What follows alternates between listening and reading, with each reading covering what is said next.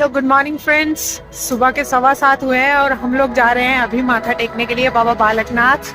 हम लोग जाएंगे बस स्टैंड से बस पकड़ेंगे, लोकल ट्रांसपोर्ट के थ्रू जाएंगे ताकि आप लोगों को भी पता चले कि अमृतसर से कैसे लोकल ट्रांसपोर्ट के थ्रू जाया जाता है। तो चलिए शुरू करते हैं बाबा जी का नाम लेके। जय बाबा बालकनाथ जी की।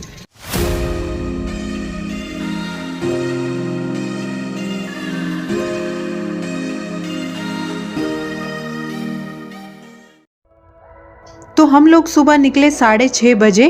ऑटो के थ्रू हम लोग पहुंचे बस स्टैंड। बस स्टैंड पहुंच के सुबह सुबह एकदम खाली सा माहौल था। तो हम लोगों ने लोगों से पूछा कि हिमाचल ऊना के लिए बस कहां से मिलेगी। तो उन्होंने बताया काउंटर नंबर 12 पे हिमाचल की बस आ जाएगी।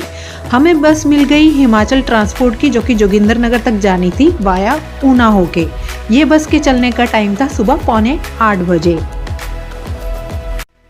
मैंने फाइनली ऊना के लिए बस ले ली है। यहाँ से 7:40 निकलने वाली है और हम अभी आपको जाके मिलेंगे सीधा ऊना को। Bye bye bye bye.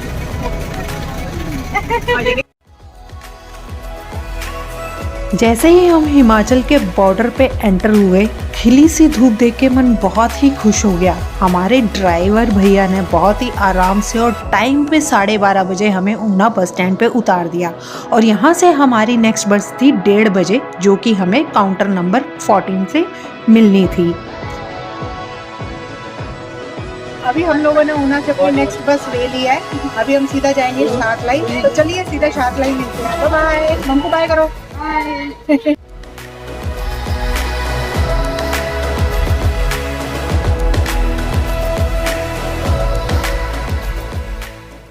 शाम को 4:15 4:30 बजे बस ने हमें शातलाई उतार दिया था और हमें नेक्स्ट बस लेनी थी भवन के लिए, जो कि अवेलेबल नहीं थी, जिसका किराया 10-20 रुपए ही रहता है। तो हम लोग टैक्सी के थ्रू भवन तक पहुंचे, जिसने हमसे 100 रुपीज पर हेड चार्ज किया था। बाबा जी की गुफा तक पहुंचने के 2 रास्ते हैं। एक ये रास्ता है जिससे आप सीढ़ियों से होते हुए गुफा तक पहुंचते हो, और दूसरा रास्ता जब आप अपनी गाड़ी में आते हो तो वो सीधा ऊपर भवन के पास ही जाके पार्किंग स्टैंड है, वहां पे रुकती हैं। सीढ़ियों के रास्ते भवन तक जाने का अपना ही अलग मजा है। आप बाबा जी का नाम लेके उनकी भक्ति का गुणगान करते हुए सीधा बाबा बालकनाथ जी के गुफा तक पहुंच जाते हैं और आपको पता भी नहीं चलता। हम लोग पहुंच गए हैं दियोटसित गुफा पे।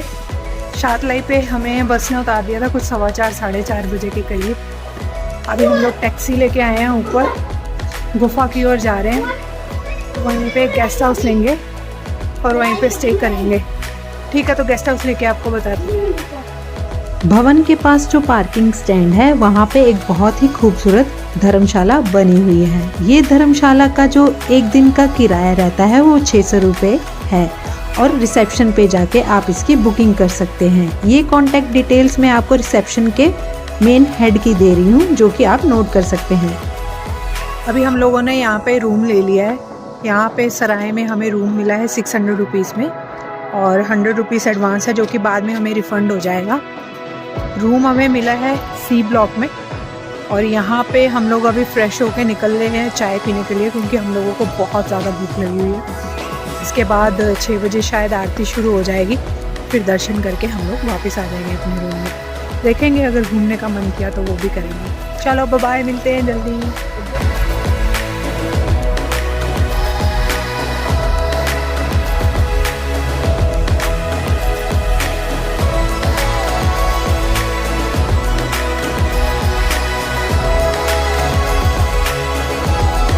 हम लोग आ गए चाय पकौड़े खाने के लिए। टंकी भी हुई खाने चाय पकौड़े चाय पकौड़े खाने। अभी भूख लगी, जल्दी जल्दी चाय पकौड़े लेके आओ। अभी हम लोगों को जाना था गुफा के दर्शन करने के लिए, तो आप अपनी श्रद्धा के अनुसार प्रसाद ले सकते हैं।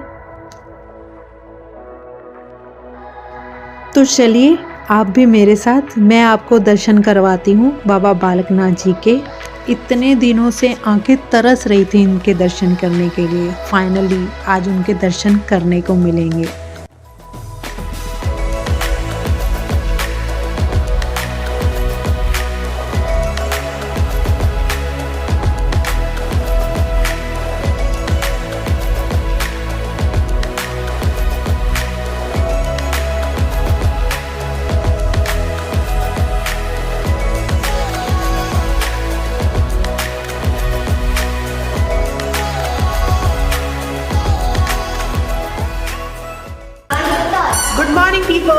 तो आज है डे 2, हम लोग जा रहे हैं आज वापस। पूना से होके हम लोग अपने किसी रिलेटिव के घर पे जाएंगे, फिर उसके बाद वहाँ से हम लोग जाएंगे सीधा अमृतसर। तो अभी फिर से एक बार हम लोग माथा टेकेंगे और उसके बाद पकड़ेंगे बस पूना के लिए। हम लोग अगले दिन निकल गए शाहतलाई के लिए, जहाँ हमें गरुना झाड़ी मंदिर और बाबा जी की लस्सी रोटी मंदिर के दर्शन भी करने थे। तो हम लोगों ने ये सोचा कि हम एक बार फिर से बाबा जी की गुफा के दर्शन करेंगे और फिर निकलेंगे शाहतलाई की ओर।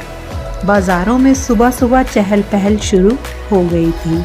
अचानक से मंदिर जाते हुए मैंने देखा कि मंदिर के पास एक बहुत ही खूबसूरत राधा कृष्ण जी का मंदिर बना हुआ था। उनके दर्शन करने के बाद हम लोग निकले गुफा के दर्शन करने के लिए।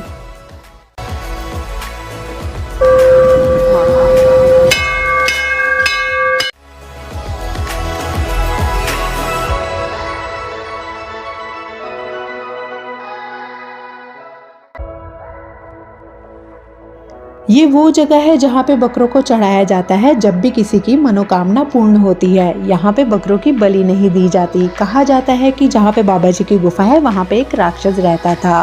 तो राक्षस जब बाबा जी की शरण में आ गया तो बाबा जी ने उनको कहा था यहाँ पे आपको भेंट स्वरूप बकरा चढ़ाया जाएगा, जिनकी खुशबू से ही आप अपनी भूख तृप्त करोगे।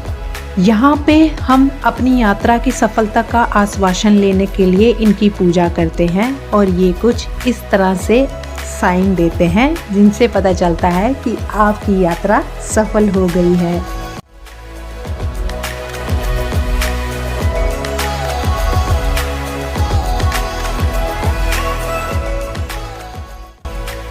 मेला अभी शुरू नहीं हुआ था तो इसलिए मंदिर में भक्तों की संख्या बहुत कम थी। आप आराम से बाबा जी के दर्शन कर सकते हैं।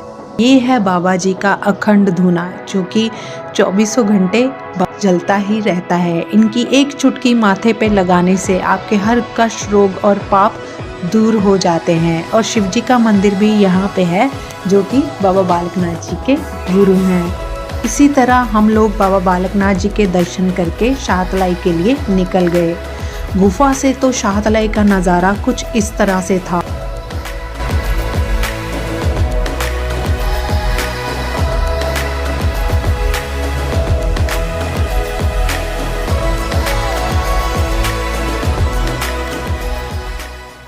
शाहतलाई भी हम लोग बस के थ्रू ही आए थे और पहुंचने के बाद हम लोगों को बहुत भूख लग रही थी तो हम लोग ब्रेकफास्ट करने के लिए शाहतलाई चौक के पास ही एक बहुत ही अच्छा सा ढाबा है, वहाँ पे खाना खाने के लिए आ गए।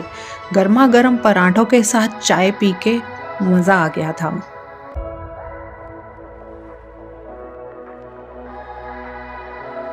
ये है बाबा बालकनाथ जी का गरुना झाड़ी मंदिर। इस मंदिर के बारे में ये मान्यता है कि बाबा जी इसी गरुना झाड़ी के नीचे बैठ के तपस्या किया करते थे और ये गरुना झाड़ी आज भी पहले की तरह हरी भरी है। लोग यहाँ पे आके अपनी मन्नतें मांगते हैं और उनकी सारी मनोकामनाएं जब पूर्ण होती है तो वो यहाँ पे धागा बांध के जाते हैं और दोबारा इस मंदिर के दर्शन करने भी आते हैं।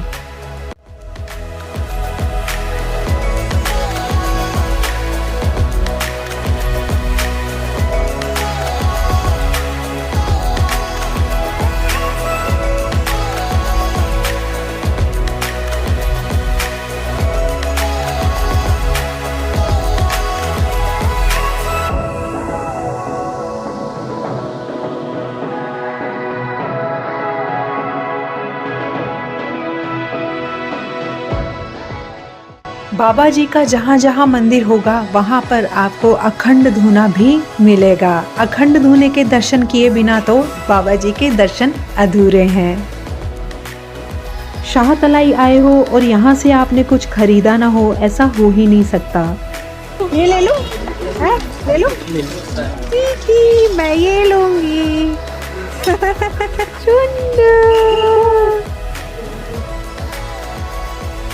बाबा जी का लस्सी रोटी मंदिर। इस मंदिर के बारे में ये कहा जाता है कि जब माता रतनों ने जिम्मेदारों की बातों में आकर बाबा जी को 12 साल की लस्सी और रोटी का महीना मारा था, तब बाबा जी ने चिमटा वृक्ष में मारकर 12 साल की रोटियां निकाल दी थी और चिमटे को ज़मीन में मारकर लस्सी की धाराएं निकाल दी थी। उस दिन के बाद से माई रत्नों और लोगों को ये आभास हुआ कि ये कोई साधारण मनुष्य नहीं है, ये तो सिद्ध अवतार नाथों के नाथ बाबा बालकनाथ जी हैं। तो आप भी दर्शन करिए उस स्थान के जहाँ पे बाबा जी ने ये सिद्ध कर दिया था कि वो एक भगवान का रूप हैं। इसी तरह भगवान शिव जी के वरदान के अनुसार बाबा जी को कलयुग अवतारी बोला जाता है। जो भी शाहतलाई में और बाबा जी की गुफा में आकर अपनी मनोकामनाएं मांगता है, उनकी मनोकामना ज़रूर बाबा जी पूरे करते हैं। आप सब भी ज़रूर यहाँ पे आइए और बाबा जी के दर्शन करिए। इसी के साथ मैं अपनी ब्लॉग को यहीं पे समाप्त करती हूँ। जय बाबा बालकनाथ जी। बोल साचे दरबार की जय। बोल साचे दरबार की जय। बाबा बालकनाथ जी का बोल साचे दरबार की जय हो। व्लॉग पसंद आया हो तो मेरी वीडियो को लाइक और चैनल को सब्सक्राइब ज़रूर करिएगा। Thank you for watching. Bye bye.